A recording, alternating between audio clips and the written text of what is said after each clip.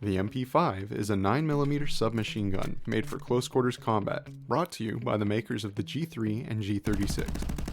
For multiplayer, expect to pay 7 points for the stock platform.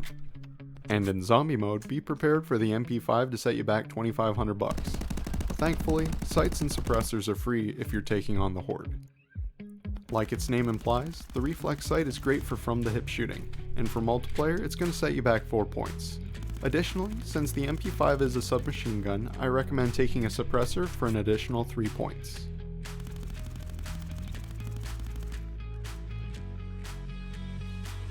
At 5 points, the hollow sight seems to be the better option for when you have time to get a bead on your target before pulling the trigger.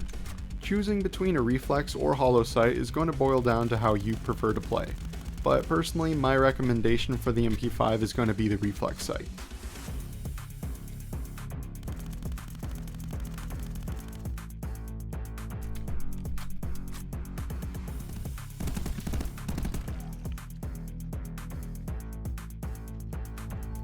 Being a submachine gun, the MP5 has a short profile which makes it quick to get on target.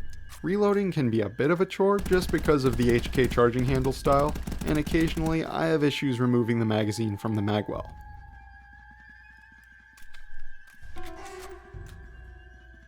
The MP5 is very accurate, even in full auto. Against the horde, this is crucial for landing headshots on large groups of zombies, and this is even more important in multiplayer where prioritizing headshots is key.